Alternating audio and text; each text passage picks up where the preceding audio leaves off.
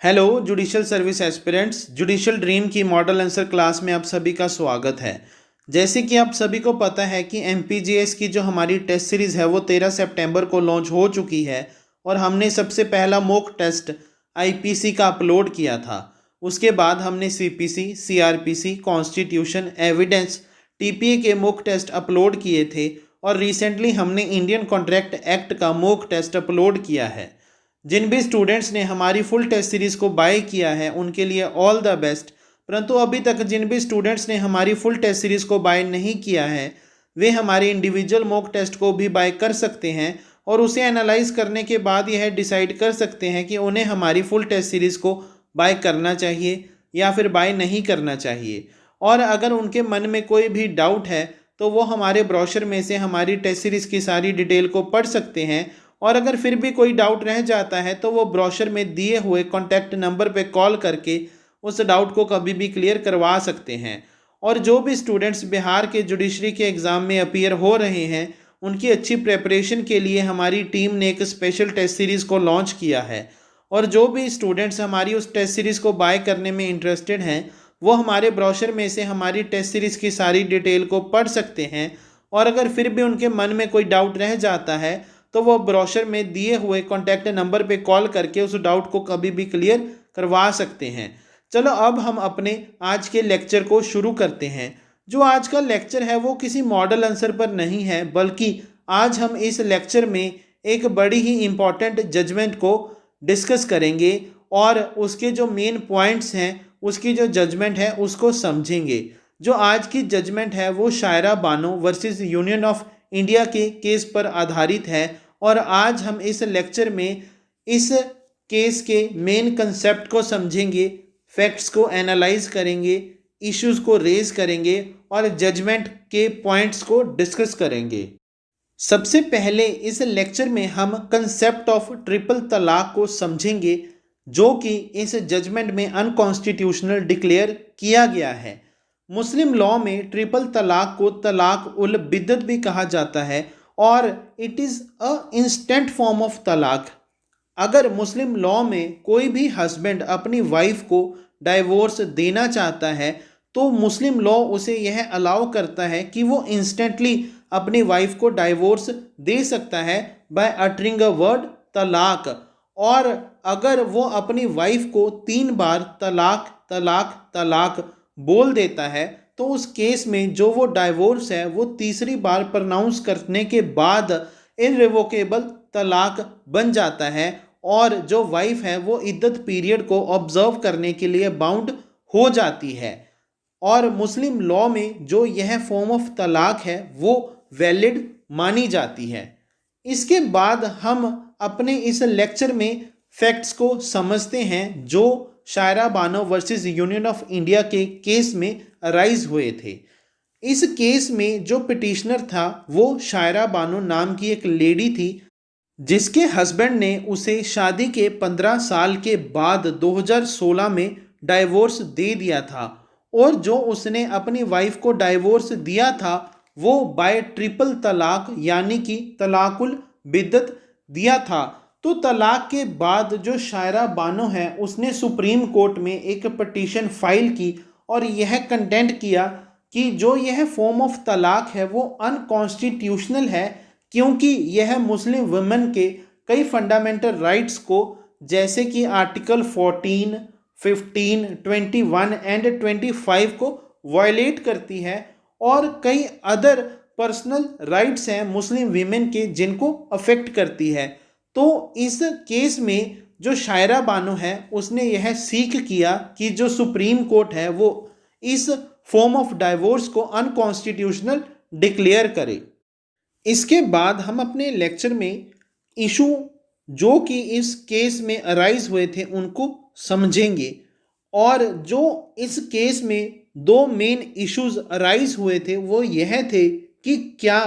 जो ट्रिपल तलाक की प्रैक्टिस है वो कॉन्स्टिट्यूशनल है और क्या जो हस्बैंड है वो लॉफुली अपनी वाइफ को डाइवोर्स दे सकता है थ्रू तलाकुल बिद्दत। और जो दूसरा मेन इशू था वो इस केस में यह अराइज हुआ था कि क्या जो यह ट्रिपल तलाक की प्रैक्टिस है वो एक असेंशियल रिलीजियस प्रैक्टिस है इस्लाम की। अगर यह असेंशियल रिलीजियस प्रैक्टिस है इस्लाम की तो फिर जो सुप्रीम कोर्ट है वो इसमें इंटरफेयर नहीं कर सकती और सुप्रीम कोर्ट के पास जुरिस्डिक्शन नहीं है कि वो इस प्रैक्टिस को अनकॉन्स्टिट्यूशनल डिक्लेयर कर सके। तो इन दोनों इश्यूज को सॉल्व करने के लिए, क्लैरिफाई करने के लिए जजेस ने अपने अपने व्यू रखे और जो यह जजमेंट आई थी वो 3:2 में आई थी। यानी कि जो 3 जजेस थे उन्होंने इसको अनकॉन्स्टिट्यूशनल डिक्लेयर किया था और जो 2 जजेस थे उन्होंने यह कहा था कि सुप्रीम कोर्ट के पास यह जुरिस्डिक्शन नहीं है कि वो ट्रिपल तलाक को अनकॉन्स्टिट्यूशनल डिक्लेयर कर सके। जो यह जजमेंट आई थी वो 5 जज बेंच थी, यानी कि 5 जजों ने बैठकर इस पॉइंट पर अपनी जजमेंट डिलीवर की थी। इस केस में जो CJI Jagdish Khehar and justice Abdul Nazeer थे उन्होंने यह कहा था कि जो यह ट्रिपल तलाक की प्रैक्टिस है वो मुस्लिम पर्सनल लॉ का एक पार्ट है और जो कि article 25 of the Indian constitution के द्वारा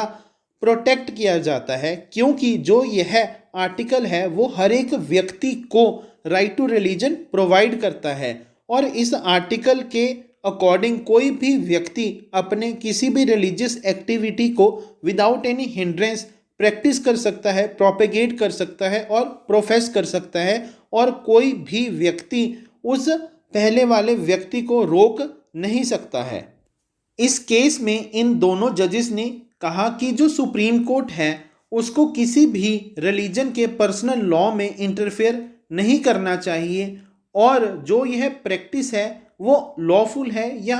अनलॉफुल है यह सुप्रीम कोर्ट डिसाइड नहीं कर सकती। जो इसकी पावर है वो सिर्फ और सिर्फ पार्लियामेंट के पास है और पार्लियामेंट के पास यह पावर है कि वो कोई भी लॉ बनाकर इस पॉइंट को डिसाइड कर सकती है। परंतु इस केस में जो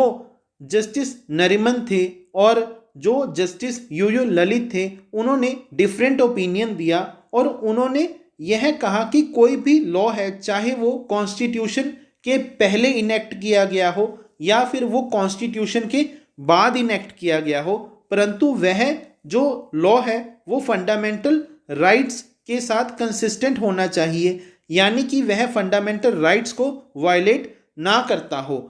यह एक मेन पॉइंट है कि जो आर्टिकल 13 है वो किसी भी पर्सनल लॉ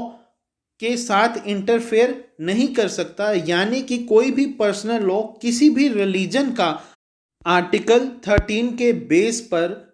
चैलेंज नहीं किया जा सकता है। परंतु जो यह प्रैक्टिस है ट्रिपल तलाक की वो आर्टिकल 14, 15, 21 और 25 के बेस पर चैलेंज हुई है और सुप्रीम कोर्ट के पास यह जुरिस्डिक्शन है कि वो इस पॉइंट को डिसाइड कर सके। इस केस में इन दोनों जजेस ने कहा कि जो ट्रिपल तलाक की प्रैक्टिस है वो आर्बिट्रेरी इन नेचर है, क्योंकि यह विमेन के जो बेसिक राइट हैं उनको वायलेट करती है और आर्टिकल 14 के अकॉर्डिंग सुप्रीम कोर्ट के पास यह पावर है कि वो किसी भी लॉ को आर्बिट्रेरीनेस के बेस पर अनकॉन्स्टिट्यूशनल डिक्लेयर कर सकती है। तो इस केस में सुप्रीम कोर्ट के पास यह पावर है कि वो ट्रिपल तलाक को अनकॉन्स्टिट्यूशनल डिक्लेयर कर सकती है। इसमें जस्टिस कोरियन जोसेफ ने अपना ओपिनियन दिया और उन्होंने कहा कि जो यह ट्रिपल तलाक की प्रैक्टिस है वो अनइस्लामिक है। उन्होंने यह कहा कि जो यह प्रैक्टिस है वो मुस्लिम रिलीजन के इंट्रोड्यूस होने के बाद में इंट्रोड्यूस की गई थी। इनिशियली सिर्फ मुस्लिम रिलीजन सिर्फ और सिर्फ तलाकुल सुन्नत को ही रिकॉग्नाइज करता था, परंतु इस्लाम में जैसे जैसे इम्प्रूवमेंट्स होती गई वैसे वैसे जो यह तलाकुल बिद्दत का कंसेप्ट है वो इवॉल्व होता रहा। तो हम यह कह सकते हैं कि जो यह प्रैक्टिस है वो एक एसेंशियल रिलीजियस प्रैक्टिस नहीं है इस्लाम की। और उन्होंने यह कहा कि मुस्लिम रिलीजन में जो भी डाइवोर्स के मोड्स हैं वो कहीं ना कहीं रिकन्सिलिएशन का टाइम पीरियड देते हैं और उस टाइम पीरियड के दौरान जो भी पार्टीज़ हैं वो अपने सारे डिस्प्यूट्स को सॉल्व कर सकती हैं, अपने डाउट्स को क्लैरिफाई कर सकती हैं और इन सब प्रॉब्लम्स को सॉल्व करने के बाद रीयूनाइट कर सकती हैं। परंतु जो यह प्रैक्टिस है वो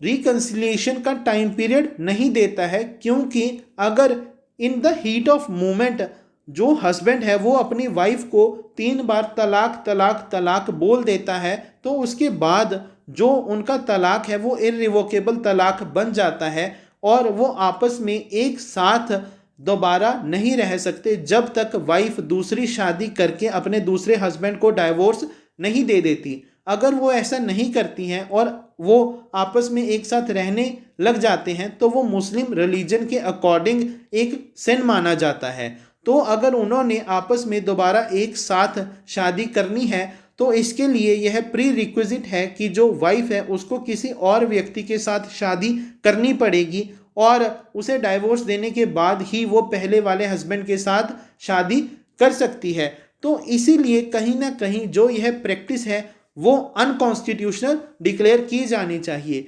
तो इन ओपिनियंस के बेस पर जो मेजॉरिटी ऑफ जजेस का ओपिनियन था वो यह था कि जो यह प्रैक्टिस है वो अनकॉन्स्टिट्यूशनल है, क्योंकि यह मुस्लिम वीमेन के कई फंडामेंटल राइट्स को वायलेट करती है और यह एक असेंशियल रिलीजियस प्रैक्टिस भी नहीं है इस्लाम की।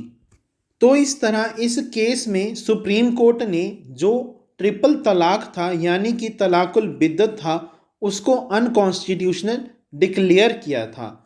अगर आपको इस जजमेंट के रिटन नोट्स चाहिए या फिर हमारे आने वाले अगले किसी भी टॉपिक पर रिटन नोट्स चाहिए वो आपको संडे टू संडे प्रोवाइड करवा दिए जाएंगे। और अगर आपको हमारी कंसेप्ट क्लासेस समझ में आ रही हैं और आप इन्हें पसंद भी करते हैं तो आप हमारी हर एक वीडियो को शेयर करें, हमारे चैनल को सब्सक्राइब करें, फॉलो करें। और जिन भी स्टूडेंट्स ने अभी तक हमारी MPGS की टेस्ट सीरीज़ को बाय नहीं किया है वो हमारे इंडिविजुअल मॉक टेस्ट को भी बाय कर सकते हैं और उसे एनालाइज करने के बाद यह डिसाइड कर सकते हैं कि उन्हें हमारी टेस्ट सीरीज़ को बाय करना चाहिए या बाय नहीं करना चाहिए। और अगर उनके मन में कोई भी डाउट है तो वो हमारे ब्रोशर में से हमारी टेस्ट सीरीज़ की सारी डिटेल को पढ़ सकते हैं। और अगर फिर भी कोई डाउट रह जाता है तो वो हमारे ब्रोशर में दिए हुए कॉन्टैक्ट नंबर पे कॉल करके उस डाउट को कभी भी क्लियर करवा सकते हैं। और जो भी स्टूडेंट्स बिहार के जुडिशरी के एग्ज़ाम में अपीयर हो रहे हैं